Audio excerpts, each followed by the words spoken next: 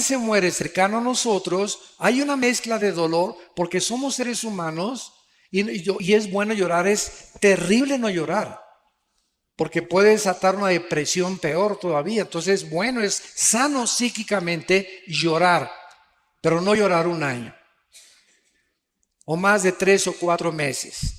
O tal vez, ¿verdad? De vez en cuando tienes algún recuerdo de un hijo, de una hija, de tu esposo, ex esposa y salen las lágrimas, no hay ningún problema. Pero estar constantemente en estado de tristeza es contra la salud mental, porque es terrible psicológicamente y además es una manifestación tremenda de incredulidad a la resurrección de Jesucristo. Entonces Pablo, con estos antecedentes, dice, no quiero que ignoren acerca de los que duermen. La palabra dormir, como lo vamos primero a demostrar, no significa que estamos en estado inconsciente en la muerte. Hay una secta que se llama los Testigos de Jehová. Ellos sí enseñan eso. Y vamos a demostrar con la Biblia a continuación de que en el momento que morimos, inmediatamente estamos o en la presencia del Señor. Los cristianos y los no cristianos descienden al centro de la tierra, donde se encuentra todavía el infierno, para esperar que pase los 1000 años del reino milenial de Cristo y resucitar, Apocalipsis 20 del 11 al 15, para el juicio del gran trono blanco. Entonces, hay varias resurrecciones en la Biblia. Cristo es la primera persona en la Biblia en resucitar sin volver a morir. Antes de Cristo, Él resucitó a varias personas, a Lázaro, pero Lázaro volvió a morir. Por eso se le llama en Colosenses el primogénito entre los muertos, el primero en su género que ha resucitado para jamás morir. Porque en cuanto murió, dice Romanos 6, al pecado murió de una vez para siempre.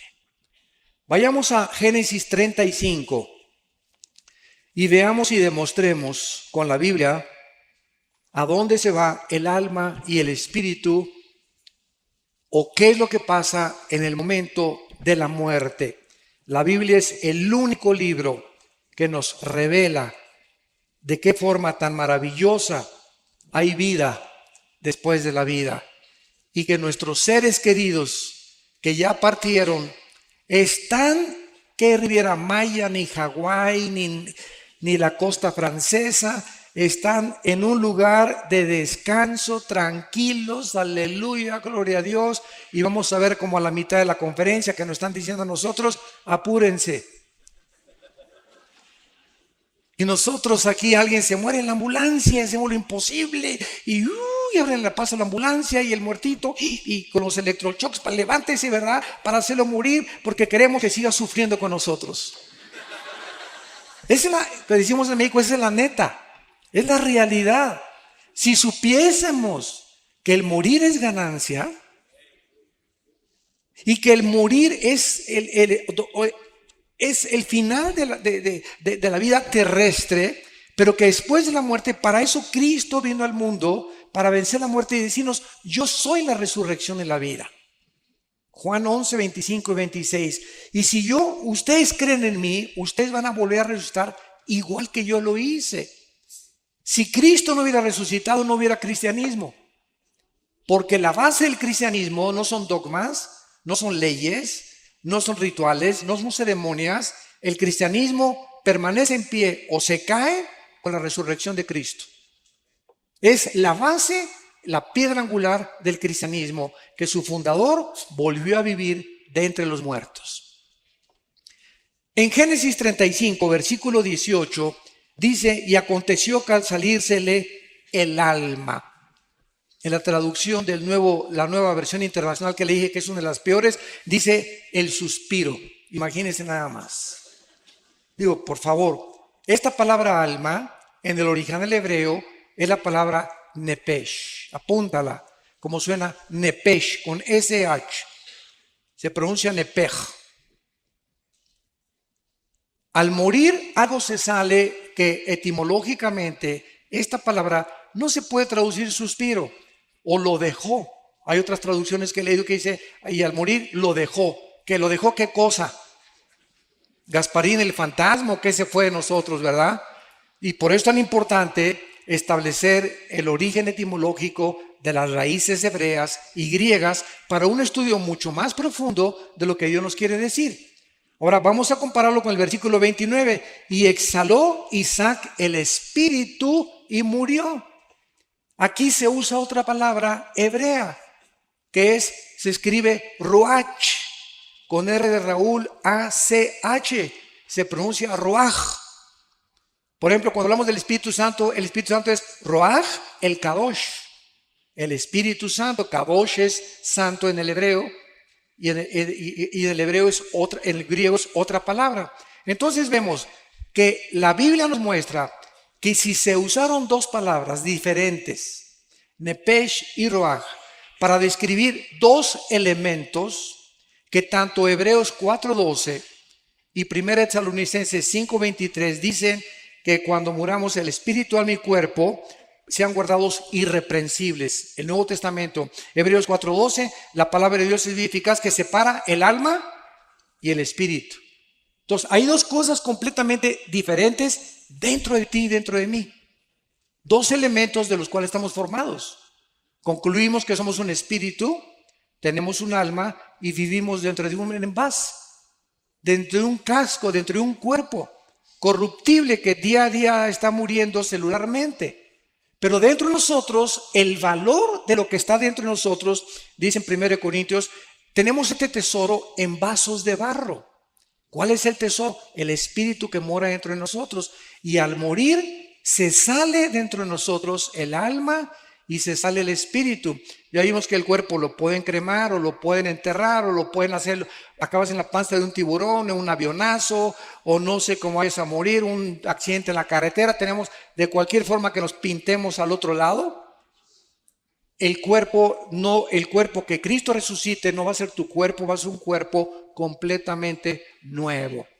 No va a ser una renovación, va a ser una nueva creación completamente. No va a usar nada de nuestro cuerpo Cristo con la nueva formación que vamos a tener, como lo vamos a ver más adelante. Ahora, ¿qué es el alma? ¿Qué es el nepesh? El alma es el asiento de las emociones, de los sentimientos, del intelecto y de la voluntad. Y hay dos palabras que se usan como sinónimos en el Antiguo Testamento, que es alma y corazón. Cuando dice la Biblia, sobre todas las cosas guarda tu corazón, es el alma. El corazón es el centro de mis sentimientos, de mi voluntad, de mi intelecto y de mis emociones. Emociones, sentimientos, voluntad e intelecto. Y cuando hablamos nosotros entonces del alma, nos damos cuenta que cuando nosotros nacimos como lo vimos en las primeras conferencias, con cuerpo y con alma, pero el espíritu murió con Adán. Nacimos muertos. Efesios 2:1, muertos espiritualmente ante Dios, separados de Dios, de la comunicación. Se rompió la comunicación, se rompió el contacto con la fuente de energía y nacemos los seres humanos sabemos que en lo más profundo, dice Colosenses 3:11, Dios puso la eternidad en nosotros. En los egipcios, en los jíbaros, en los aucas, en los aztecas, en los mayas, nunca ha existido una civilización, ni una tribu, ni una cultura que no haya creído en vida después de la vida. Los egipcios enterraban a sus muertos con comida, con sus armas, algo les decía que las iban a necesitar. Los hindúes, los griegos, los babilonios, los egipcios, los sumerios, los asirios, los egipcios, todas las culturas a través de toda la historia siempre han tratado de invocar algo, inventar algo, y como no saben, agarran un tronco, fabrican un dios y se hincan ante la obra de sus manos. O agarran un yeso y fabrican con la piedra un ídolo y se hincan ante el ídolo. O si no, adoran al sol o a la luna o a una pirámide, pero el hombre es incorregiblemente, como dijo Sigmund Freud, religioso. Y esta religiosidad no la pueden explicar, ¿verdad? Los psicólogos, ni los psiquiatras, ni los antropólogos o sociólogos, porque esta religiosidad es simplemente la eternidad con la cual nacimos y tenemos una sensación de que algo trasciende esta vida. Tiene que haber algo que trascienda esto. Y por eso los ocultistas, los brujos hacen comunicación con los espíritus, con el espíritu de Cuauhtémoc, con el espíritu de Cristóbal Colón, comunicarse con el más allá, los ovnis, seres extraterrestres, siempre estamos buscando algo que trascienda nuestro mundo, porque sabemos que no es todo lo que hay aquí en el planeta Tierra. Y dice Jeremías 17:9, engañoso es el corazón más que todas las cosas. En el original hebreo dice, chueco y torcido naciendo los sentimientos, las emociones, el intelecto y la voluntad de los seres humanos. Nacimos así, chuecos. Mis sentimientos son engañosos, mis emociones son engañosas, mi intelecto está deteriorado y estoy completamente lejos de la voluntad de Dios. Tienes que nacer de nuevo, le dijo Dios al hombre más religioso de Israel, Nicodemo, Juan capítulo 3. Entonces, esta es la razón por la cual no debemos de confiar en nuestras emociones y sentimientos, porque son engañosos, torcidos, completamente desviados de la voluntad de Dios. Y cuando comenzamos a Dios, viene la reprogramación de mis sentimientos y mi voluntad. Y ahora Dios me dice, Armando, no hagas caso de tus sentimientos, haz caso de lo que dice la palabra de Dios. Obedéceme. Y hazme caso. Es que, hermano, me dice una muchacha, me casé, me estoy enamorada de Chencho, hermano, y tiene convertible, y tiene una carrera, y tiene dinero, pero no es cristiano, pero estoy seguro que se va a convertir cuando nos casemos. Perdón. Entonces yo le digo a esta muchacha, mira, fíjate lo que sucede. Cuando una persona cristiana viola la palabra de Dios porque cree que los fines justifican los medios o porque cree que son puros pretextos y se casa con una persona que no es cristiana, en ese momento el bien está haciendo y queda empoderado debajo del mal. Porque cuando el bien se pone bajo el mal aprisiona al bien. Y pierdes la brújula del Señor y tú acabas convirtiéndote en la religión de tu esposo. O acabas siguiendo las cosas de tu esposo. ¿Por qué? Porque desobedeciste a Dios. Y Dios no puede ser burlado. Cuando tú haces un negocio y haces socio del 50% de tus acciones a una persona que no es cristiana, estás violando 2 Corintios capítulo 6. No os unáis en yugo desigual con los incrédulos. ¿Qué comunión tiene la luz con las tinieblas? Y cuando me uno a las tinieblas, el mal derrota al bien. El bien solamente puede derrotar al mal mientras permanece de lejos. Alguien me ha dicho, ¿y por qué Cristo se juntaba con los pecadores? Pero se juntaba para hablarles de Cristo, por favor, para hablarles de la salvación, para llamarlos al arrepentimiento, no para echarse unas chelas con ellos. Ni para brindar con tequila de México, ¿verdad? Entonces es muy diferente. Entonces, si tú tienes un amigo que es no cristiano y es tu mejor amigo, tu mejor amiga, te va a acabar jalando y te va a acabar influenciando, porque dice en Jeremías que ellos se conviertan a ti y no tú a ellos. Entonces, si tienes una persona que no es cristiana, es para estar hablando de Cristo y traerla a Cristo. Y si ella te rechaza y te dice, no, ¿sabes una cosa? No vuelvas a salir con esa persona, porque salgo contigo para hablarte del Señor y para tratar de hacerme tu amigo, para ganarte para el reino de Dios. Pero si hay un rechazo continuo a esa persona que tú consideras tu mejor amigo o mejor amigo hacia las cosas de Dios, ten mucho cuidado, porque Dios te puede abandonar. En el sentido no de que pierdas la salvación, sino que pierdas el poder para traer a esa persona, y esa persona te va a jalar al pecado, tarde o temprano. ¿Qué es el espíritu? El espíritu es la parte inmaterial del ser humano, apúntala, a través de la cual conocemos, adoramos y servimos a Dios. Juan 4:24, porque Dios es espíritu. Entonces, a Dios se le tiene que conocer solo a través del Espíritu Santo. Si ninguna persona en esta mañana o en esta tarde no tiene al Espíritu Santo, aunque te pongas en flor de loto, meditación trascendental, budismo zen, y te vayas a un parque, te concentres, etcétera, etcétera, te estás comunicando con espíritus malignos que te van a engañar. Cristo dijo en Mateo 11:25 al 27, Nadie conoce al Padre sino el Hijo y aquel a quien el Hijo lo quiera revelar. ¿Quieres conocer a Dios? Nadie puede conocer a Dios sin antes conocer a Cristo, porque es Cristo el que nos da a conocer al Padre. Es imposible conocer a Dios sin Cristo primero, porque Cristo lo vino a revelar y Él es el que nos lleva al conocimiento del Altísimo y del Señor de los cielos y de la tierra. Muy bien, una vez que vemos esto, nos damos cuenta, ¿verdad?, que entonces se sale al morir el alma y el espíritu. Ahora vayamos a Apocalipsis, capítulo 6, y veamos dónde están los que salieron de sus cuerpos, si están dormidos o roncando. Nada de eso. Apocalipsis 6, versículo 9 al versículo 11. Cuando abrió el quinto sello, vi bajo el altar, en el cielo, Juan veía, con sus ojos que tenía abajo o con sus ojos espirituales.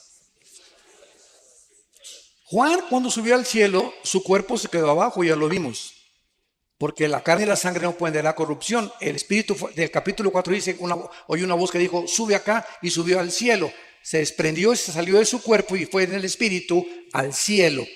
Y en el cielo vemos que el espíritu tiene ojos que no son físicos. Y cuando tú eres cristiano, comienzas a adquirir ojos espirituales y oídos espirituales y lengua espiritual.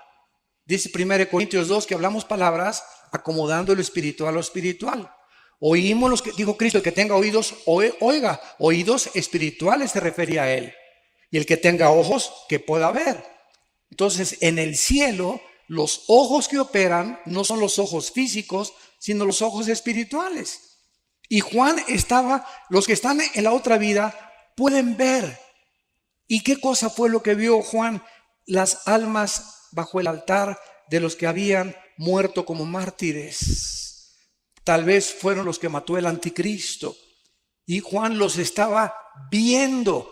Y no se puede ver algo que es incorpóreo, inodoro e incoloro. No son otra vez como Gasparín el fantasma.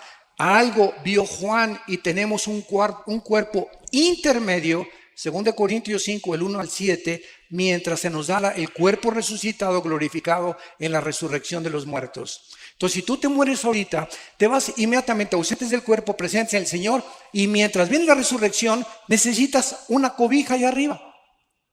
Necesitamos una manta, necesitamos algo, porque el alma y el espíritu siempre están vestidos por toda la eternidad.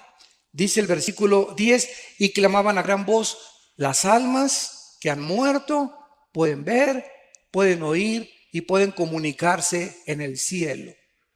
La voz, las ondas sonoras viajan en el cielo, el sonido viaja en el cielo. Y estaban hablando y estaban cerca de Dios. Y Juan estaba oyendo y estaba viendo. El espíritu de Juan en el cielo no eran ni sus ojos ni sus oídos, eran ojos y oídos espirituales. ¿Y qué es lo que oía Juan? Que el Espíritu Santo nos reveló. Tan importante. Vean lo que oyó Juan de estas almas. ¿Hasta cuándo, Señor Santo y verdadero, no juzgas y vengas nuestra sangre en los que moran en la tierra? Las almas en el cielo están conscientes y están conscientes de los eventos que están pasando en la tierra. Nos ven, se asoman y saben lo que está pasando. Y están preocupadas, en este caso las que vio Juan, porque le están diciendo a Dios, Señor, siguen las guerras, la violencia, los secuestros, las violaciones, los robos, los crímenes, tanto desgracia, tantos cánceres. ¿Cuándo, Señor, se va a acabar todas estas cosas? Y ellos no estaban pidiendo venganza, estaban pidiendo una vindicación que es muy diferente. Se los voy a explicar. Porque muchos dicen, no, es en el cielo, estaban pidiendo venganza. Y una cosa es venganza y otra cosa es vindicación. Venganza es cuando tú quieres vengar algo que te hicieron y pagar con la misma moneda. Y vindicación es establecer la justicia. Les voy a dar el ejemplo. Un juez, si tú eres abogado lo vas a entender con más claridad. Un juez, cuando condena a un reo, el reo no le puede decir, usted me está echando 50 años de edad porque se están vengando de mí. Por el amor de Dios, ¿verdad? El castigo que se te va a aplicar, pitirijas, tijas, cuijas, no es venganza, se está vindicando la justicia. Porque la justicia exige que se cumplan con 50 años de prisión los crímenes que tú hiciste. Yo no tengo nada contra ti, yo soy el juez, simplemente estoy aplicando la justicia. Esa es la vindicación. Cuando haces tú algo malo, cuando te hacen algo malo y tú no te vengas, Dios te vindica como vindicó a José con sus hermanos. Lo quisieron matar, lo vendieron a los mercaderes de Egipto y cuando él no guardó rencor ni amargura contra ellos, Dios vindicó a José y llegaron sus hermanos a hincarse delante de él, a reconocerlo que realmente José tenía un corazón santo y puro delante de Dios. Dios nos vindica tarde o temprano si nosotros seguimos el bien. Entonces estas almas en el cielo estaban pidiéndole a Dios que por favor se apure. ¿Y ustedes tienen el mismo clamor?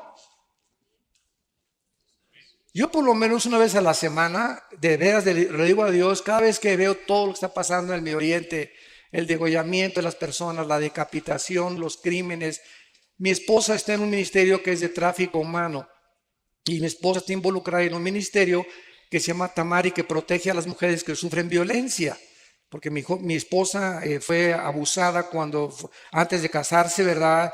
Y ella conoce lo que es eso y ella tiene esa carga de defender a las mujeres que sufren violencia intrafamiliar. Y estamos, ¿verdad?, tratando de ayudar a las personas que son raptadas. Tenemos contacto con organizaciones transnacionales e internacionales para poder ayudar a este grupo de personas y de niños que se están vendiendo tremendamente en el mercado, en el mundo. Y a muchos los matan para sacarles los órganos, el corazón, los riñones y los desaparecen y aparecen como desaparecidos, nunca los encuentran y se encuentran vendiendo en el tráfico internacional de órganos. Un corazón de un niño vale $50,000. Un corazón de una persona de menos de 25 años de edad adulta vale $150,000. Por eso los trasplantes casi son imposibles, por el elevadísimo costo que te cuesta un trasplante de hígado, de riñón o de corazón. Y todo esto es en el mercado que se mueve alrededor del mundo. Entonces, a veces clamamos mi esposo y yo en la semana, Señor, ¿hasta cuándo? De veras llega un momento, ¿verdad? Ya, Señor Jesús, ya ven. Please, ya ven por nosotros. Ya acaba con todo esto. ¿Cuándo va a estar? El hecho de que Dios no haga nada ahorita no significa que no lo va a hacer. La Biblia nos revela que Dios tiene tiempo para vindicar a sus santos, para vengar la sangre que fue derramada desde Abel. Y el hecho que no lo haga ahorita es como un señor que me dijo un día, oiga, ¿Dios es todopoderoso? Claro que sí, amén, amén. Y si Dios es todopoderoso, ¿por qué no termina con el diablo de una vez? Y le contesté, ¿por qué comenzaría con usted? Así que dele gracias. Porque si Dios acabara con el mal, no tendría usted la oportunidad de arrepentirse. Pero Dios es lento en la misericordia y no quiere que ninguno se pierda. Y es por eso que ha extendido su paciencia. Porque aunque haya mucho mal, hay muchas almas que tienen que ser salvadas. Pero cuando se cumple el número, como dice aquí, versículo 11, se les dieron vestiduras blancas y se les dijo que descansaran un poco de tiempo hasta que se completara el número de sus consiervos y sus hermanos que habían de ser muertos como ellos. Entonces quisiéramos que Dios ya hiciera justicia, pero se nos olvida que a lo mejor tu abuelita sería el infierno, o tus hijos si ahorita hiciera justicia, ellos serían al infierno, y en la misericordia de Dios nos está dejando a nosotros la iglesia antes de que nos saque de este mundo el arrebatamiento para que ganemos las almas. Los edificios, las esculturas, las pinturas, los títulos, 5 doctorados que tuviste, 5 licenciaturas, todo absolutamente el planeta Tierra será reducido a cenizas. Todo absolutamente, menos las almas. Es lo único que tiene valor en el mundo, las almas, por las cuales el Hijo de Dios dio su vida en una cruz. Y se nos manda a nosotros tener el corazón de Cristo y la mente de Cristo para vivir con compasión por las almas.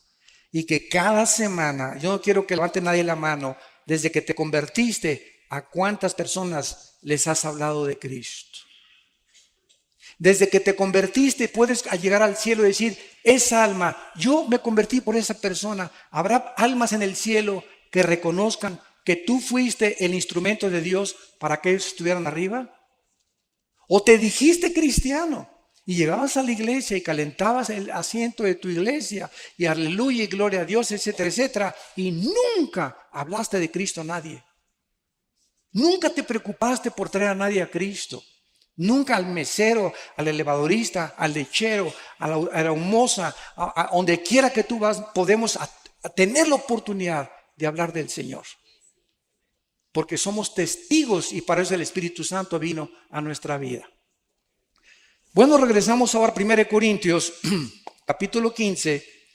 Y una vez que hemos visto que después de la muerte no estamos dormidos en el sentido que estamos en un estado cataléptico e inconsciente, sino que estamos vivitos y coleando en la presencia del Señor, en el cielo inmediatamente. Dice en Corintios 15, 51, el apóstol Pablo, he aquí os digo un misterio.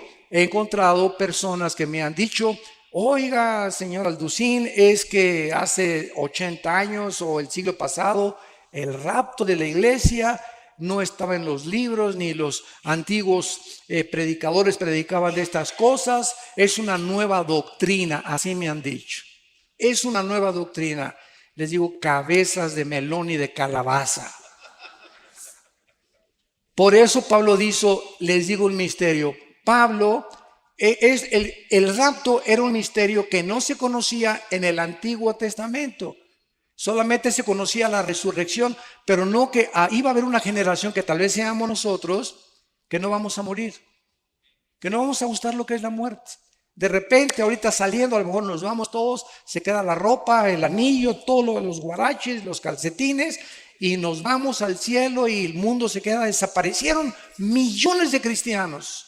Se van a congestionar los noticieros de televisión, va a haber pilotos que se van a estrellar porque no van a tener el piloto, un tráfico impresionante en las carreteras porque desaparecieron los choferes, las cunas de los bebés van a desaparecer, las mamás que no eran cristianas, ¿dónde está mi bebé? ¿Quién se lo llevó? Etcétera, etcétera. Va a causar un caos internacional.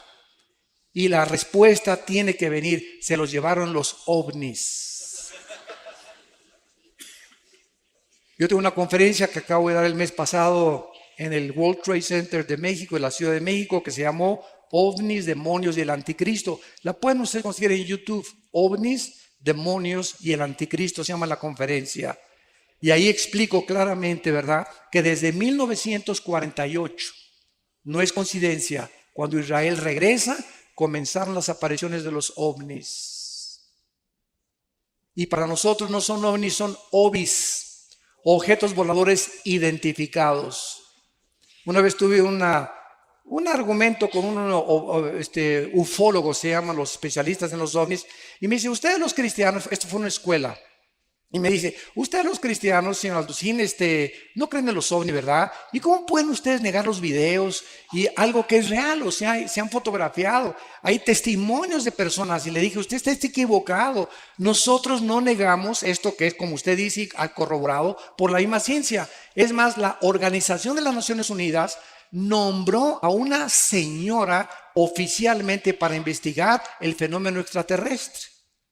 Porque la Fuerza Aérea de los Estados Unidos está convencida que es real la aparición de objetos voladores no identificados. Y le dije, nosotros no negamos que esto sea real, pero estamos seguros que los tripulantes no son marcianos ni jupiterianos, son fenómenos de la materialización de energía de los ángeles caídos, que están preparando el escenario para que cuando desaparezcamos millones de personas, el mundo puede decir, los extraterrestres se llevaron. Y cuando aparezca el anticristo, con poderes sobrenaturales, sobrehumanos, lo van a considerar un extraterrestre.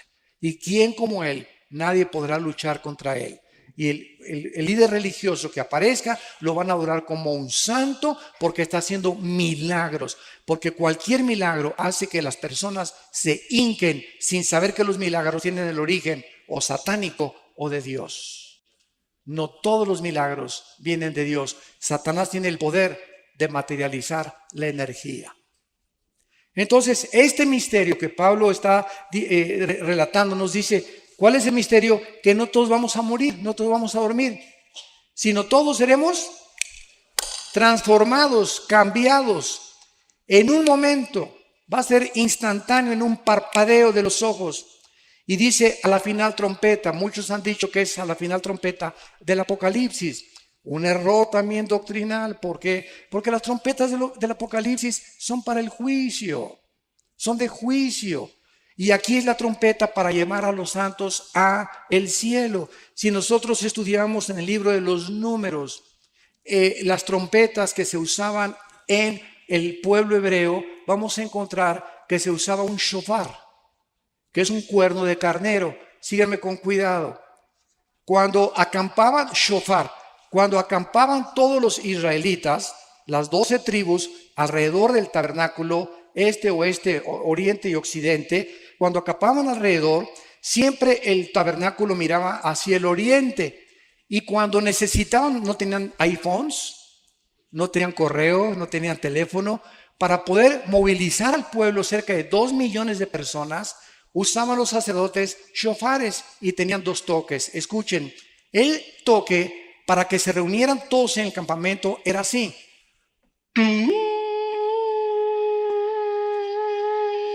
Seguido, sin parar. Y cuando era una emergencia, córranle, empaquen las cosas porque nos vamos, porque el enemigo nos ataca. Era cuando era intermitente, era de emergencia. Y la trompeta que se va a sonar es la de Yom Teruah, la fiesta de las trompetas. Porque Cristo cuando vino cumplió 4 fiestas y faltan 3 que se cumplan.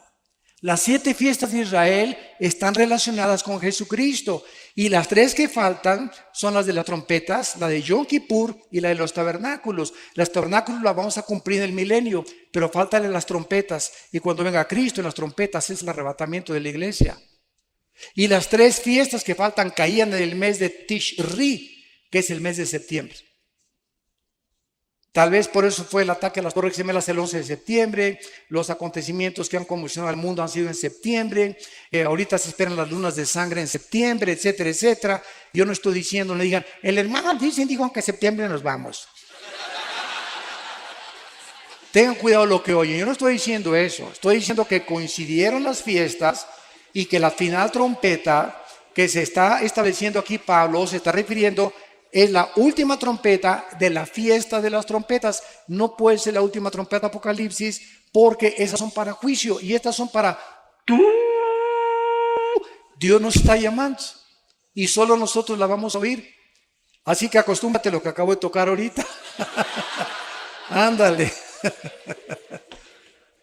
Y por eso los shofares, ¿verdad? Tú vas a Israel y te venden los shofares y es dificilísimo tocar. Si la trompeta es difícil tocarla, más un shofar. Pero el toque es increíble. Nadie suena como el cuerno de un carnero o los shofares. Entonces, veamos ahora, regamos a Tesalonicenses y dice así la explicación. Primera de Tesalonicenses 4, versículo 15. Por lo cual os decimos esto en palabra del Señor, que nosotros que vivimos, los que habremos quedado cuando venga el Señor o hasta la venida del Señor, no precederemos a los que durmieron. O sea, si viene Cristo hoy en la tarde, hoy en la noche, a las 10 de la noche, vamos a suponer, antes que nosotros seamos arrebatados, van a resucitar todos los que murieron de Pentecostés a nuestros días. Los santos del Antiguo Testamento van a resucitar hasta la segunda venida de Cristo. ¿Cómo lo sabemos? Vean lo que dice el versículo 14. Porque si creemos que resucitó, murió y resucitó, traerá Dios con Jesús a los que durmieron en Él. Hasta Pentecostés fuimos colocados en el cuerpo de Cristo. Estamos en Efesios, dice, en Él.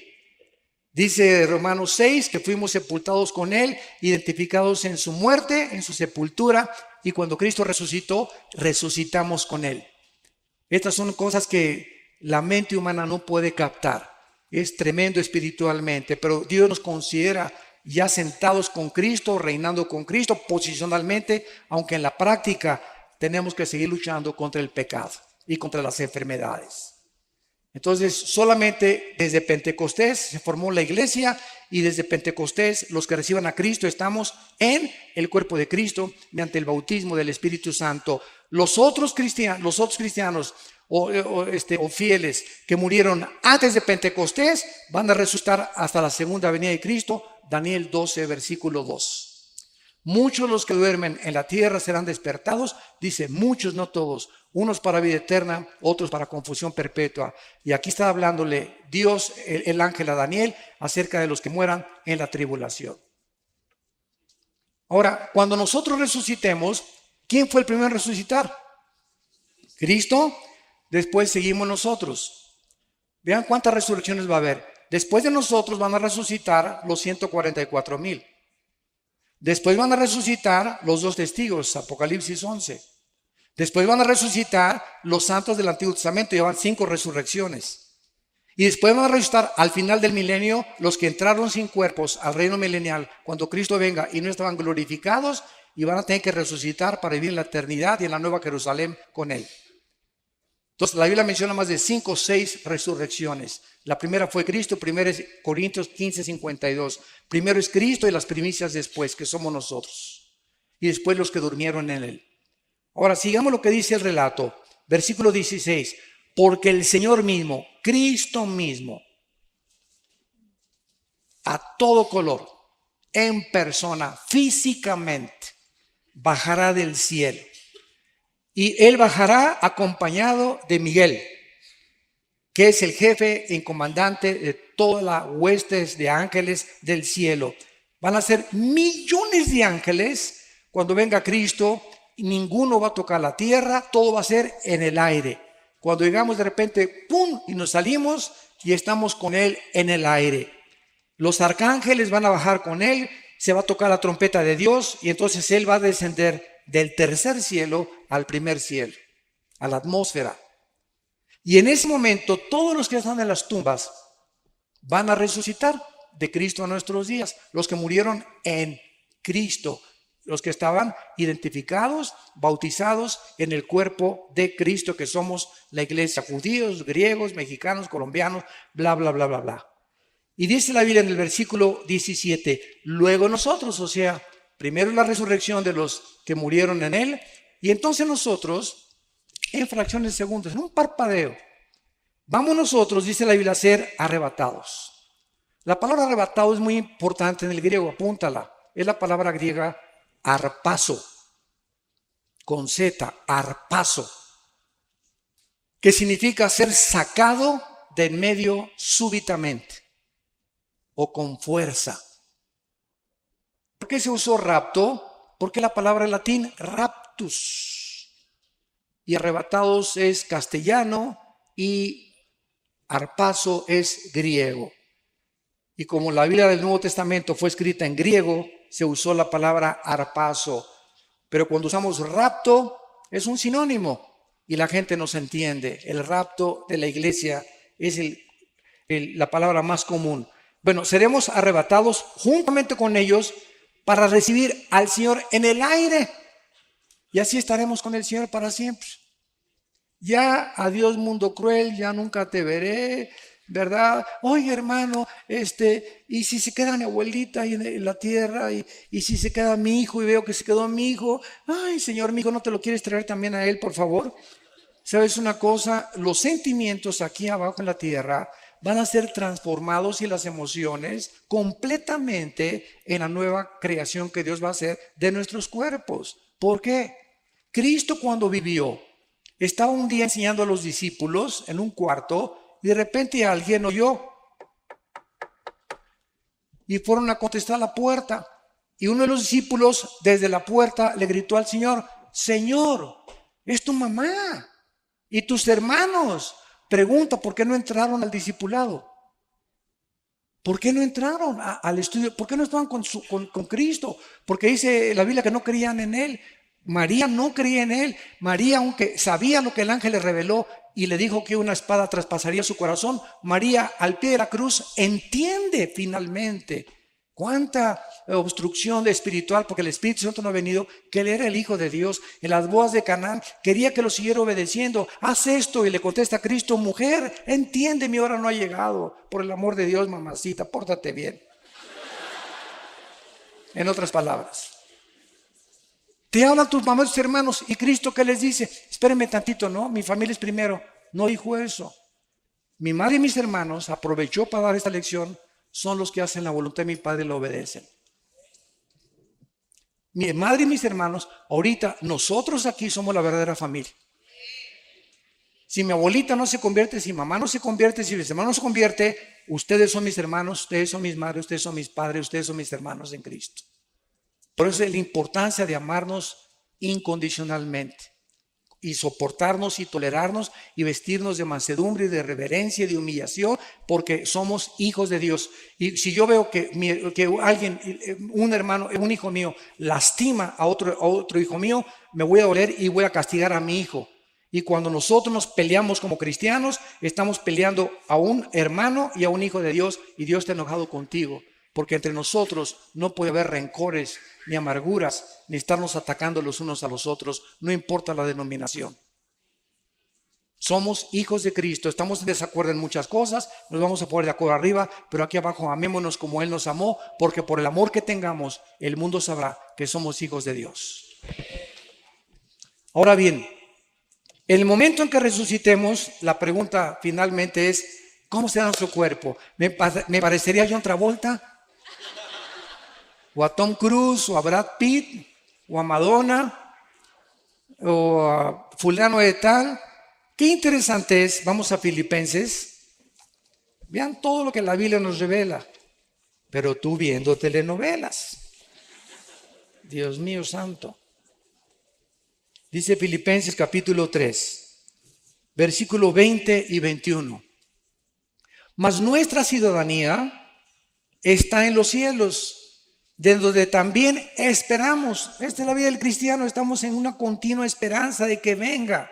Estamos esperando al Salvador, al Señor Jesucristo, el cual transformará, o sea, cambiará completamente nuestro cuerpo de la humillación nuestra para que sea semejante, igual al cuerpo que cuando Cristo resucitó tenía después de haber muerto en la tumba en Jerusalén, para que nuestro cuerpo sea igual al cuerpo, con la semejanza, con las características que el cuerpo de Cristo tenía. Ahora viene la otra pregunta para terminar: ¿cómo era el cuerpo de Cristo y qué características tenía? Número 1, cuando Juan se acercó a la cruz, vio una gota de sangre mezclada con agua que salía del costado de Cristo, porque los soldados romanos, sobre todo los centuriones, que eran los jefes de los soldados,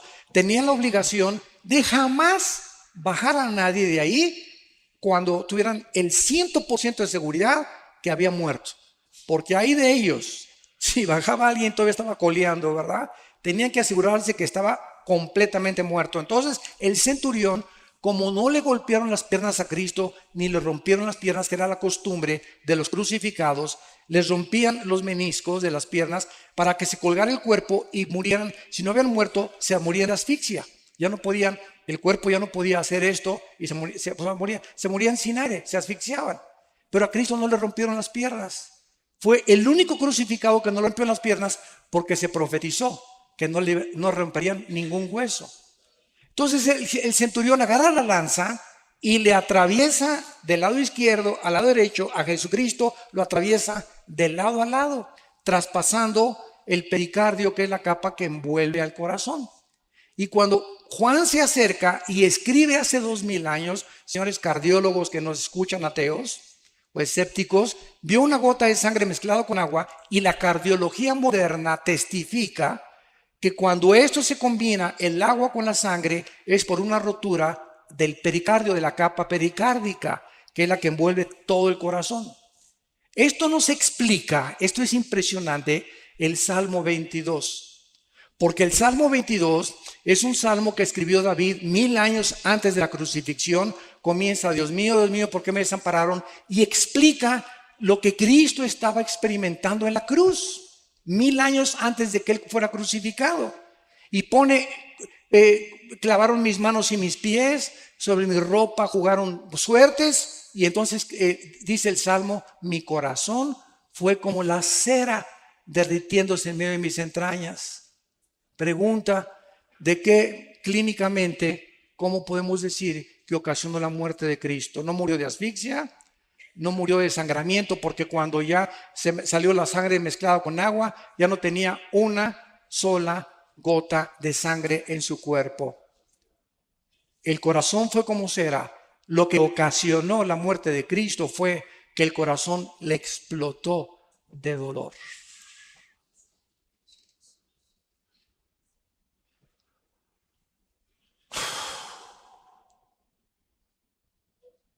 Cuando nuestros pecados fueron puestos sobre su cuerpo, el santo, hecho más sublime que los cielos, no lo pudo tolerar ni soportar, ser separado de su Padre. Y eso fue lo que provocó su muerte física. Se hizo maldición en nuestro lugar y lo que Él no merecía, lo hizo porque te ama. Porque dio su vida por ti.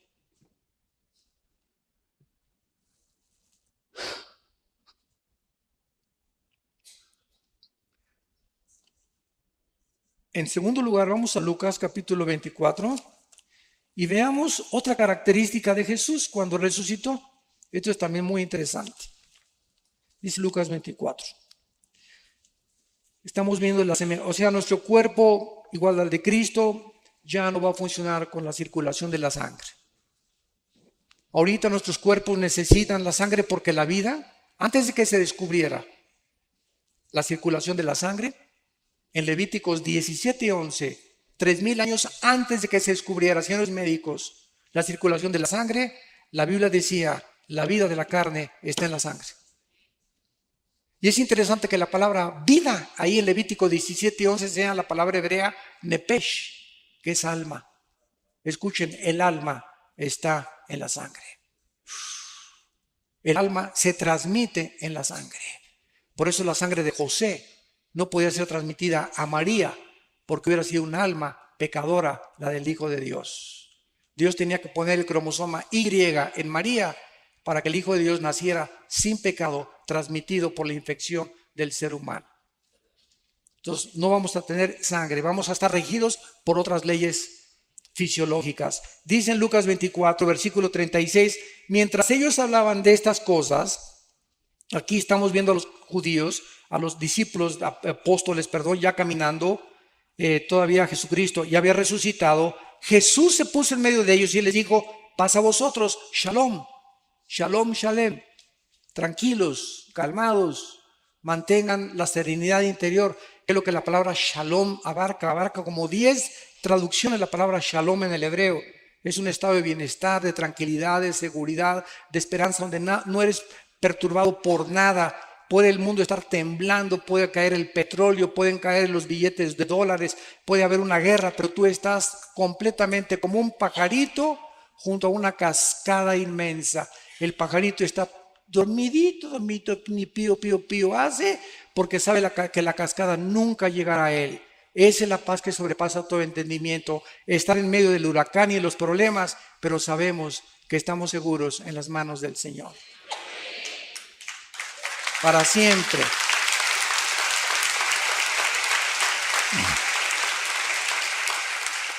Entonces, espantados y atemorizados, pensaban que veían espíritus. Pero Él les dijo, ¿por qué están turbados y vienen a vuestro corazón estos pensamientos? Miren mis manos y mis pies, y yo mismo soy. Palpen y vean, porque un espíritu no tiene carne ni huesos como veis que yo tengo. Y diciendo esto, les mostró las manos y los pies. Y como todavía ellos de gozo no lo creían y estaban maravillados, les dijo, ¿tienen por ahí algún guisado colombiano? La Biblia menciona casi siempre los pescados y la miel como los alimentos, el mejor alimento que puede el ser humano tener, el pescado y la miel.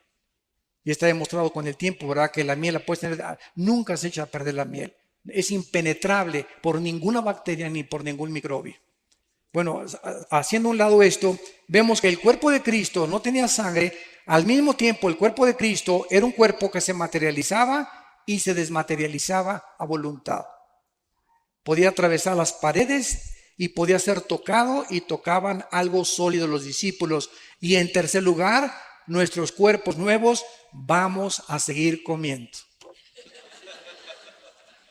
Adán, antes de pecar, comía. Entonces, y dice en Apocalipsis 22 que habrá el árbol de la vida en la Nueva Jerusalén. ¿Por qué? ¿No se han preguntado esto? El árbol de la vida aparece en Génesis 2 y en Apocalipsis 22. Nada más, el árbol de la vida. Antes del pecado, participaban del árbol de la vida. Y después del pecado, dejaron de participar del árbol de la vida. Ahora participamos del árbol de la vida, que es una representación de Cristo. Pero cuando muramos con cuerpos ya glorificados, vamos a participar del fruto que Adán rechazó. La pregunta es ¿por qué? Porque Dios nos muestra que aún resucitados y eternos con Él, jamás seremos dioses. Siempre dependeremos de Él. Ningún ser humano será autónomo jamás en toda la eternidad, y ni jamás tendremos la deidad. Porque Dios es el único que existe con el Padre y el Espíritu Santo. Entonces, esta es la cuarta. Y la última característica está en Hechos capítulo 1. Hechos capítulo 1. Dice la Biblia que ya al final, cuando ya Cristo se apareció a más de 500 personas durante cerca de 40 días en Jerusalén y los alrededores, entonces ya llegamos al momento de la ascensión, cuando ya Jesús deja el planeta Tierra y ya no vuelve a regresar, más que cuando se le aparece a Juan para que escribe el Apocalipsis. Y dice Hechos capítulo 1, versículo 9, y habiendo dicho estas cosas, viéndolo ellos, fue alzado. De repente estaban con él y de repente comenzó Jesús a violar la ley de la gravedad. La ley de la gravedad ya no operaba en el cuerpo resucitado de Cristo. Vamos a tener como cuarta característica que vamos a poder volar. No sé cuántos de ustedes han soñado que vuelan. Siempre me sorprendo con la misma respuesta.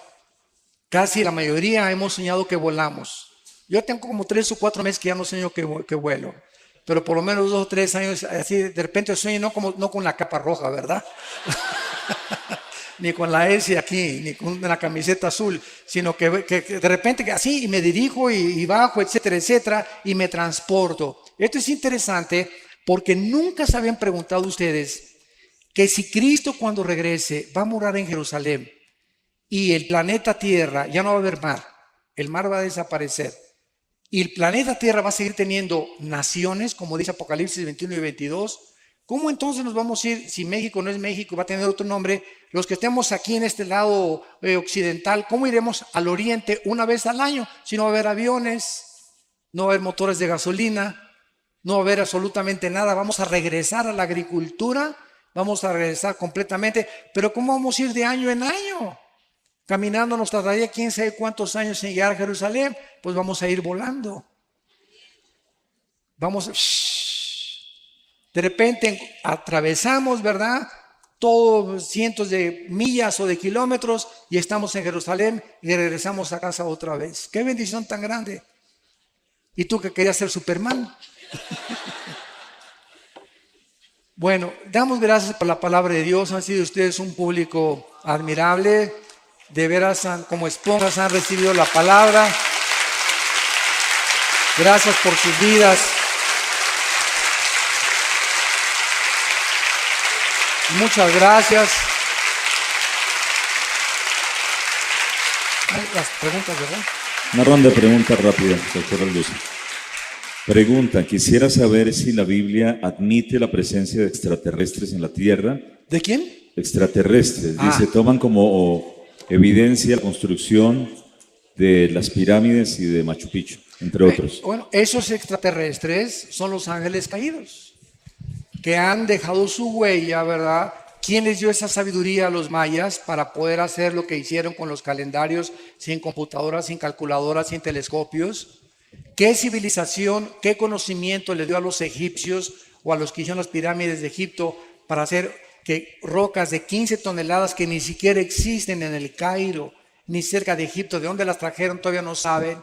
Pueden haberlas puesto junto y partirlas como mantequilla, ensamblarlas una a otras, como las de Machu Picchu, como las de Stonehenge.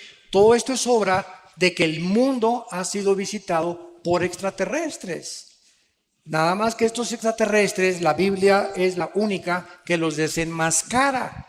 Y no son extraterrestres, ¿verdad?, de Júpiter o de Marte, son ángeles caídos que la Biblia revela que vienen al mundo a proporcionarnos conocimiento para comprar nuestras almas y engañarnos y llevar al final al mundo a su propia autodestrucción.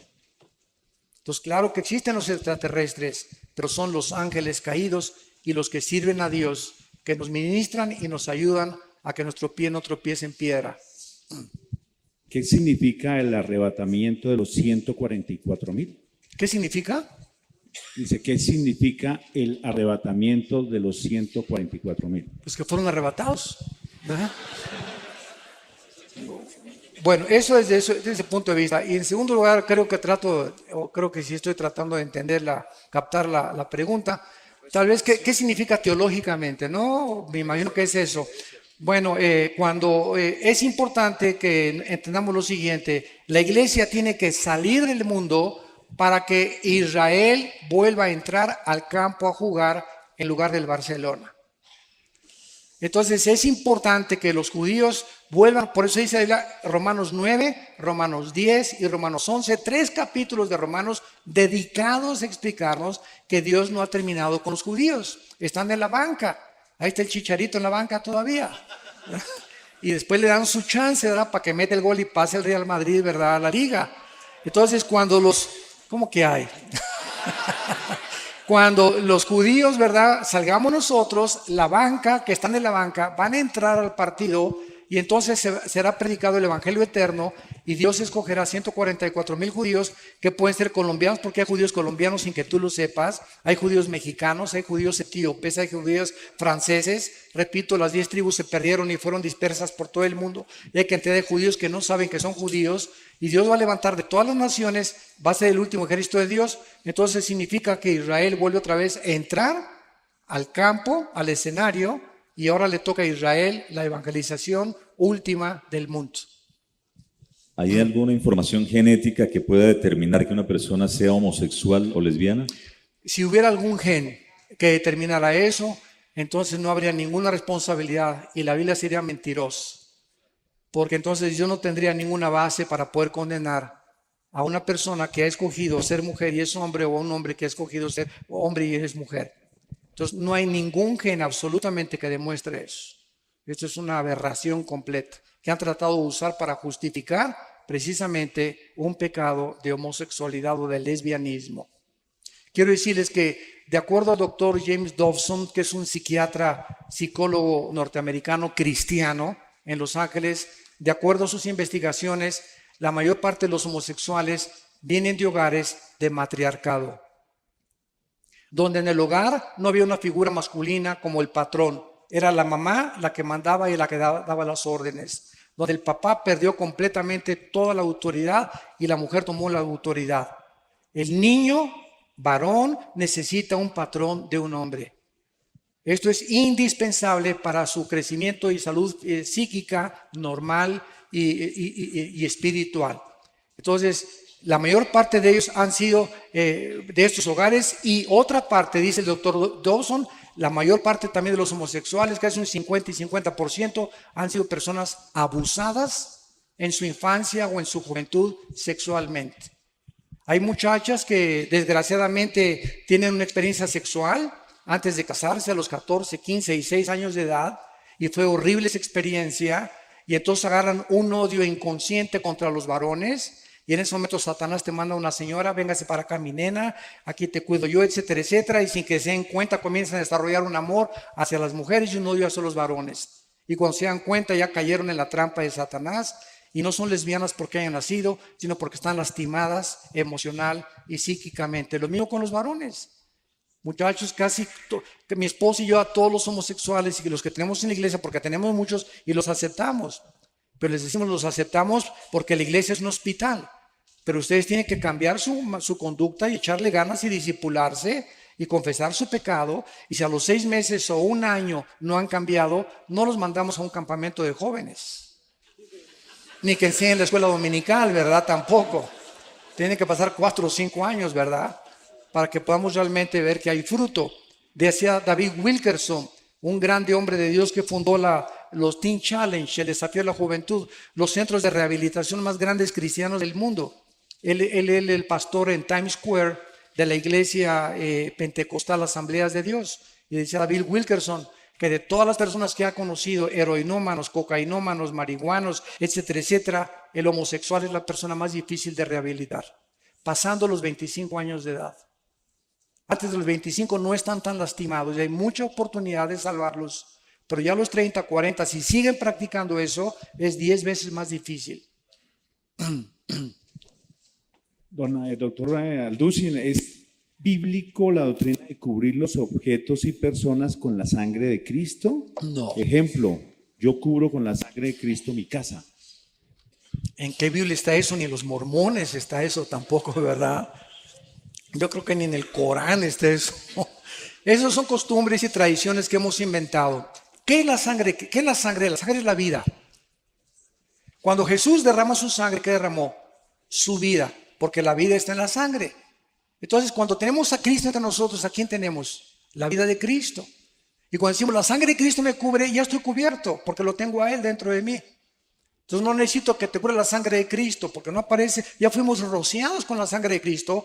Dice 1 Pedro, cuando recibimos a Cristo dentro de nosotros, y fue su sangre la que nos dio la vida, porque es la vida la que está en la sangre. Como tampoco ya hay que ungir mi coche cuando compro un carro o mi casa para que no entren los demonios, porque todas esas cosas pertenecieron al Antiguo Testamento. Ahora es la oración, tengo mi casa, mi coche, mi motocicleta. Padre, te encargo mi casa, reprendemos todo espíritu de aquí. Esta casa es usada para la gloria de Dios, mi carro es para la gloria de Dios. Guárdanos de choques y accidentes, pero estar ungiendo las cosas perteneció al Antiguo Testamento porque el aceite era un símbolo del Espíritu Santo. La única parte que se usa el aceite en el Nuevo Testamento es en Santiago 5, unjan a los enfermos.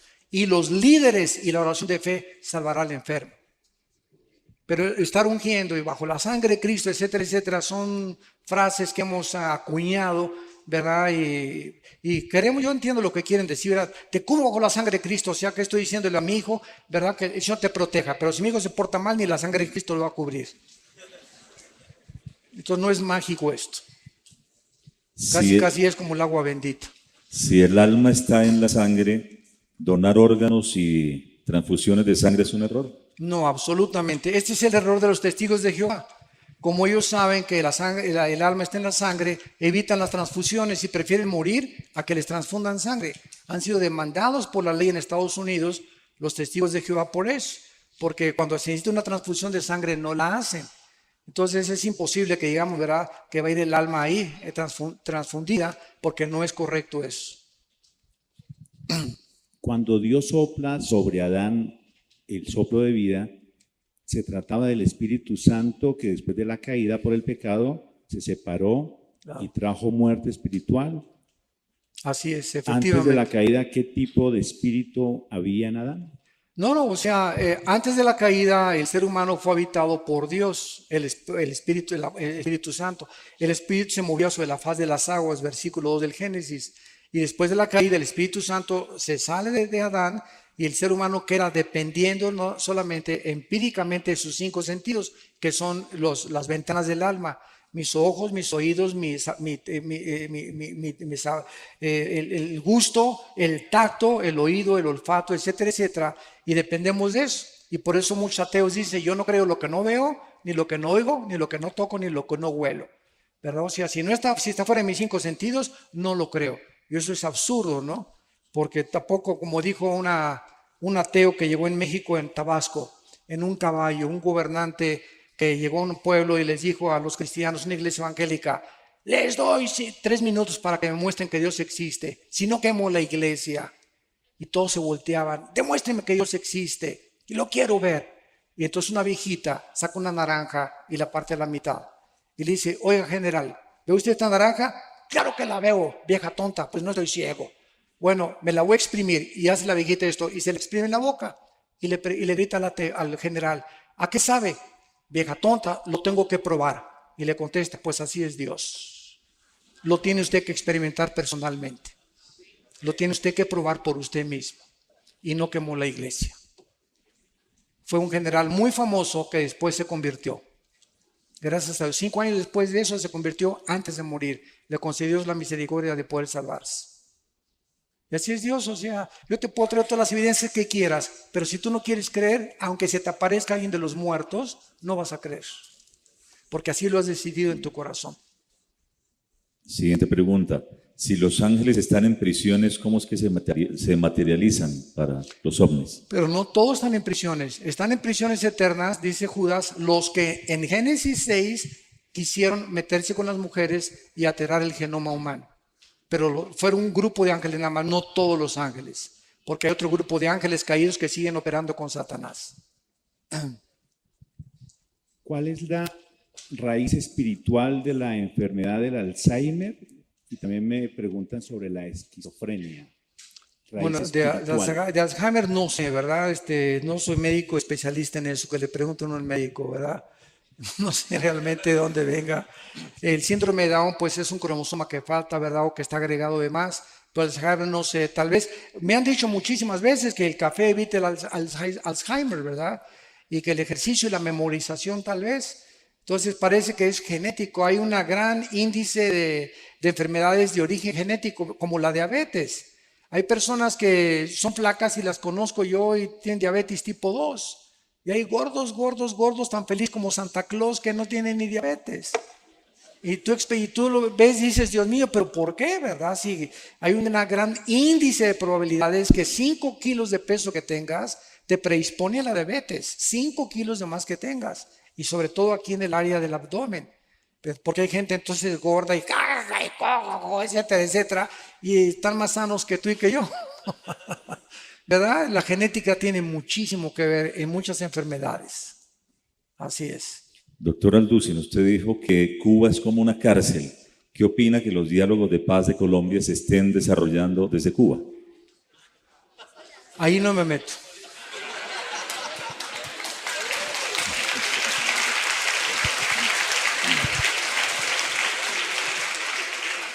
No me meto porque estoy en un país que no es mi país, no sé las intenciones del gobierno actual colombiano y no puedo juzgar así porque no estoy muy inmiscuido ni profundizado en este problema político ni con las FARC tampoco. Entonces, disculpen, no puedo opinar en algo que no tengo la suficiente información, ¿verdad?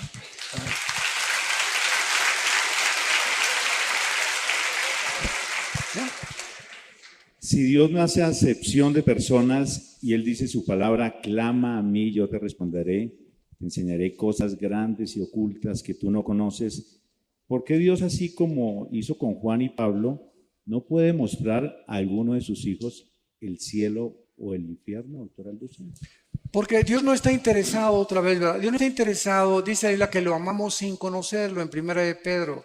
Entonces, el justo por la fe vivirá. No es por la vista, es por lo que oímos y lo oímos por la palabra de Dios. Entonces, si nosotros vemos, ya no es fe. Pero si creemos lo que no vemos, Romanos capítulo 4, entonces verdaderamente estamos justificando que somos hijos de Dios. Porque la fe es la certeza de lo que se espera. La fe está relacionada con el futuro, con algo que no veo. Pero estoy convencido, aunque no lo vea, que viene a mí. La convicción de lo que no se ve, la certeza de lo que se espera. Entonces, si no están estos factores involucrados, no es fe. Entonces, si estamos viviendo en un mundo donde necesitamos ver, ya no estamos caminando por fe. Y el diablo es especialista en tratar de que nos salgamos del camino de la fe y que dependamos otra vez de nuestros 5 sentidos. Yo no estoy en contra de las sanidades, de que los pastores en nuestra iglesia oramos por los enfermos. Mi hermano y yo hemos liberado, como ustedes no se imaginan, a personas endemoniadas casi en último grado. hemos oído a los demonios cómo nos han hablado y nos han maldecido, etcétera, etcétera. Es un mundo que es real, que si ustedes lo vieron y son ateos o agnósticos, se dan cuenta que esto no es una paranoia en un enfermo psiquiátrico, son entes trabajando dentro de seres humanos y de animales, y oramos por los enfermos también, pero sabemos que dentro de la soberanía de Dios, a Él le agrada sanar a unos y a otros dejarlos enfermos. Cristo nos sanó siempre a todos. En la piscina de Bethesda, ¿verdad? Sacó a uno y todos los demás siguieron ahí enfermos. Entonces, es la soberanía de Dios. Dios sigue sanando y Dios sigue haciendo milagros, pero no estamos buscando eso de Dios, sino que Él obre soberanamente y que sane al que Él quiera. Pero siempre tenemos que orar por los enfermos, donde quiera que tengamos la oportunidad, oremos por ellos, porque Dios los puede sanar y Dios sigue haciendo milagros, pero ya no depende de nosotros. Depende de su soberanía, ¿verdad? ¿Qué opina de la Iglesia Ministerial de Jesucristo Internacional que da profecía colectiva masiva? ¿Cuál es esa? ¿La de José Luis Ramírez? ¿Que él dice que es Dios o cuál es esa? No sé cuál es. Mira, no, eso es un movimiento político. Dice que dan profecía colectiva y generalizada. ¿Pero es evangélica o dentro de qué está clasificada? Cristiana. Si es cristiana no me meto, no quiero criticar a nadie, ¿verdad? No sé nada, no estoy informado, no sé por qué oran, por qué no oran, qué profecías dan, etcétera, etcétera. Lo único que sabemos es que si alguien está profetizando lo que va a suceder, no es un profeta de Dios. Porque el profeta ya no es el que anuncia cosas futuras, sino el que habla para edificación, exhortación y consolación. 1 Corintios 14:2. Muy bien. ¿Hay otra pregunta? Cuando se nombró al actual o se eligió al actual Papa, cayó un rayo en el Vaticano. ¿Esto fue alguna señal? Esa es de Darío. Yo elegí a mi esposa. Esto no es una coincidencia, que haya exactamente caído en la cúpula de San Pedro, el momento en que esta persona estaba ahí, ¿verdad? Y ya los presagios que no es un buen presagio, desde luego eso sabemos que no es, puede ser una señal de Dios de que algo se viene más adelante o se avecina algo, ¿verdad? O que algo malo va a suceder, pero no sabemos, o sea, hacer especular. Lo único que sabemos es que no es coincidencia, fue algo real, fue algo impresionante que fuera en la mera cúpula de San Pedro. Y esto desde luego que no es algo positivo, ni es algo bueno, ni una bendición, ¿verdad? Entonces no sabemos qué realmente detrás, qué se encuentra.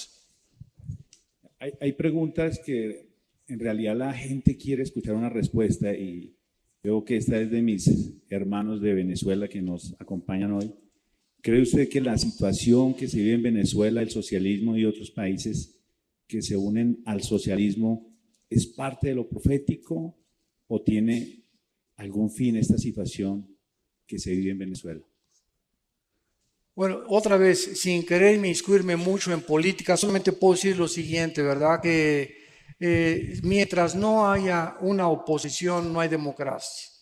Y mientras algún gobierno no le permita a la oposición votar y expresarse libremente, se acabó la democracia. Entonces es una farsa, ¿verdad? Y si algún gobierno está profesando una cierta democracia y con los hechos y las acciones demuestra lo contrario, pues está demostrando completamente, ¿verdad?, que están engañados a sí mismos y que han adoptado otra clase, como tú lo acabas de decir, ya no es democracia, es un socialismo que tiene una tendencia tremenda hacia el comunismo, hacia la izquierda, hacia un gobierno totalitario y dictatorial. Doctor Alducin, ¿cómo se puede explicar la charla que tuvo Saúl con Samuel por medio de una divina? Muchos han dicho que esto no pudo haber sido una realidad porque no hay comunicación con los muertos. Sin embargo, aquí no hubo ninguna comunicación con los muertos. Cuando Saúl fue a conseguir a la bruja de Endor para tener contacto con Saúl, para tener contacto con Samuel, que había muerto y Saúl ya había llegado, podríamos decir, ya había cometido la blasfemia contra el Espíritu Santo. Saúl ya había llegado al colmo de los colmos y ya acabó con los brujos, ¿verdad? Entonces, cuando esta mujer invoca, dice la Biblia que cuando sale Samuel de entre los muertos del Sheol, ella se espanta. Y entonces ella dice, estoy viendo a dioses, y la palabra que se usa ahí es Elohim. Estoy viendo dioses porque es el plural de Dios. Y la profecía que le da Samuel a Saúl se cumplió, y el diablo es un mentiroso. Entonces, todo lo que le dijo Samuel se cumplió al pie de la letra. Tus hijos van a morir, tú vas a morir, etcétera, etcétera. Y le dio la última advertencia de Dios. Entonces yo pienso que en la soberanía de Dios las excepciones no rompen las reglas. Y Dios lo permitió en su soberanía para poder castigar finalmente a Saúl eternamente con sus hijos. Menos Jonatán, ¿verdad? Porque Jonatán fue salvado. ¿Qué papel cumple el Vaticano en las profecías bíblicas? Uy, muchísimas. Ya nos da tiempo, ¿verdad? Pues lo único que sabemos, ¿verdad? Que con todo respeto, ¿verdad? Yo sé que hay muchos católicos que ya están aceptando a Cristo. La Biblia fue cerrada, así fue cerrada por el Vaticano en el año 375, cuando el emperador Constantino dice que se convierte y absorbe el cristianismo como religión oficial. Esto forma parte de la historia cristiana y lo podemos hablar.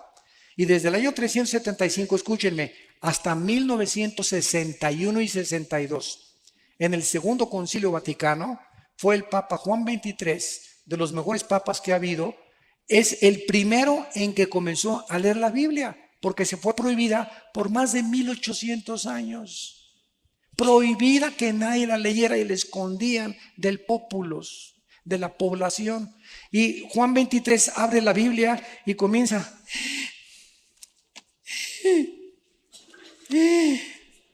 Dios mío, ¿verdad? ¿Cuántas cosas? ¿Y qué hace Juan 23? Comienza a ser iluminado en la soberanía de Dios, y Juan 23 comienza a quitar las imágenes, manda a quitar el latín de las misas y comienza a permitir que el pueblo lea la Biblia sin el imprimatur ni la autorización de un cardenal o de un obispo. Y desde la década de los 60 a nuestros días hay millones de católicos que leyendo la Biblia han recibido a Cristo como su Salvador. Y nos los vamos a encontrar en el cielo. Y hay muchos evangélicos que no nos los vamos a encontrar en el cielo. Aunque se llamaran evangélicos, van a estar en el infierno calientito, ¿verdad? Porque estamos llenos de personas en las iglesias evangélicas, y no por ser evangélico eres cristiano. O porque tu papá es monja, tu tía es monja, porque tu papá es pastor, o porque tu tía es el cardenal de no sé dónde. Tienes que nacer de nuevo. Entonces, mientras tú no tengas una experiencia personal con el Hijo de Dios, tú no puedes estar seguro de tu salvación. Entonces, Dios es soberano. Ahora, claro que un católico que se convierte a Cristo tiene al Espíritu Santo y no tarda en salirse, porque Dios no nos llamó a la idolatría. Y Roma es contraria a la salvación. El mensaje que predica Roma no es el mensaje de la salvación por la gracia, es la gracia más los sacramentos, la gracia más las buenas obras. Y Roma se sigue considerando la madre de la iglesia, y fuera de Roma no hay salvación. Así que bueno, ¿verdad? Hay muchas profecías acerca del Vaticano y de la corrupción que han hecho con la palabra de Dios. Pero gracias a Dios por todos. Yo me encuentro con padres, que no les digo padres, les digo compadres, ¿verdad? En lugar de padres, sí, me siento más libre de decirles así, oye, compadre, no soy padre, no eres compadre, ven para acá, compadre. Y compartirles la palabra de Dios, ¿verdad? Una vez estuve en Guatemala, me llevaron a un convento, les cuento esto rápido, es muy bueno esto, porque me llevaron a un convento de monjitas, unos pastores, y era una madre linda, la madre superiora. Y entonces les dije, ¿qué hacen aquí encerradas, hermanas? Y se voltearon, ¿cómo que qué hacen aquí encerradas? Le digo, sí, ¿qué hacen encerradas? ¿No leen la Biblia? Sí, claro que sí, pastor. Pues dice Mateo 28, 19, 20, vayan y prediquen el evangelio. ¿Qué hacen aquí encerradas? El diablo las ha engañado, que se queden encerradas, y si siguen encerradas, ¿cómo van a salvar las almas? Y se voltearon a ver, unas otras comenzaron a persinarse, a sacar sus estampitas. Y entonces la madre superiora me llamó a su oficina y me dijo, oiga, pastor, quiero hablar con usted. Oré con ella y recibió a Cristo. Dice, nunca lo habíamos considerado. Le dije, es la trampa más grande de los monasterios y los conventos. Dios no quiere que nos encerremos. Si nos encerramos, ¿cómo vamos a ganar las almas? Él dijo, vayan y prediquen el evangelio a toda criatura. Y el diablo los encierra para contradecir las órdenes de Jesucristo. Y eso fue lo que les movió el tapete para poder entender que estaban engañadas. Yo no sé cuántos Dos más se han últimas preguntas, convertido, doctor ¿verdad? Alducin. Sí. Dice, ya las dos últimas, terminamos. Luego de la resurrección nos encontraremos con nuestra familia. ¿La reconoceremos? Que si vamos a reconocer, No, que si nos encontraremos en el cielo con las familias y si las podremos reconocer.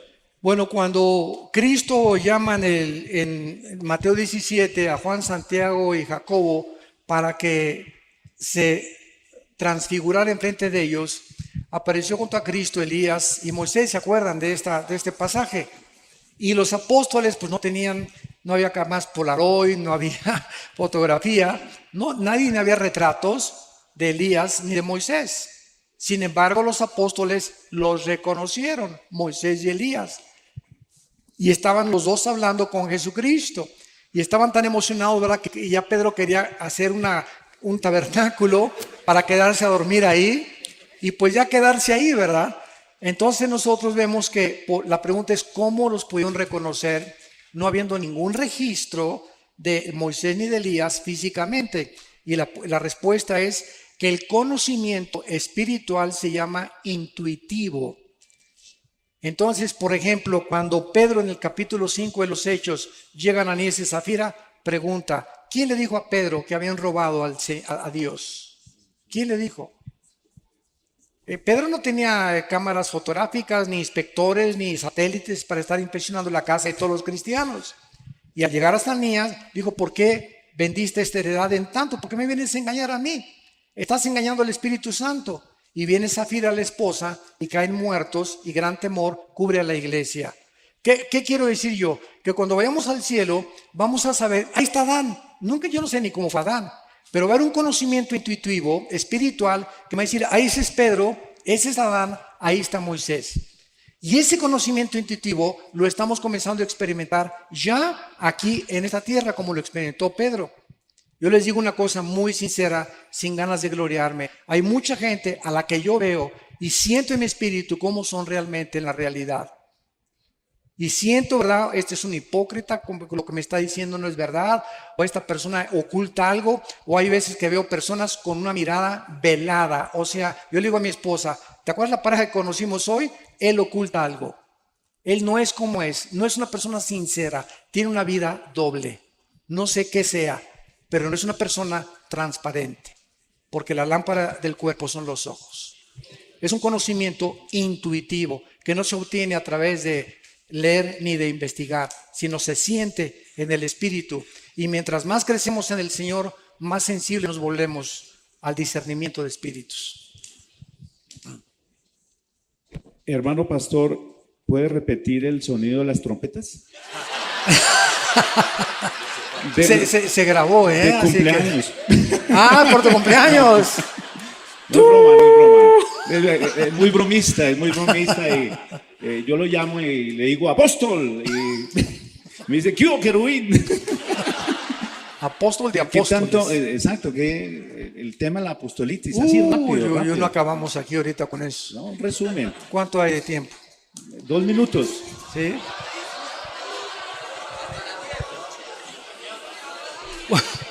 Va a ser este último tema, ¿verdad?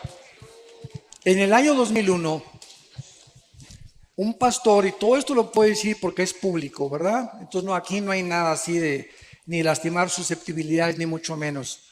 En el año 2001, un pastor en California llamado Peter Wagner, en una reunión de una iglesia, acercó a una mujer profeta y le puso las manos y le dijo, el Espíritu dice que tú vas a ser el fundador de la Coalición Apostólica Internacional. Entonces, este hombre, a las 2 semanas de que esta supuesta profetisa le haya dado este mensaje, comenzó a hacer inscripciones cobrando $250 para que se inscribieran todos los que querían ser profetas. Y se formó la Coalición Apostólica Internacional. Posteriormente, en una ciudad de Centroamérica, se juntaron en un estadio como 50 pastores para autonombrarse ellos quiénes eran los apóstoles verdaderamente. Y de ahí para adelante, ¿verdad? Pues ahora ya casi todos son apóstoles y todos son profetas. Una vez en Enlace me entrevistaron, por eso no me vuelven a invitar, en un programa para entrevistarme y dije lo que estoy diciendo ahorita públicamente.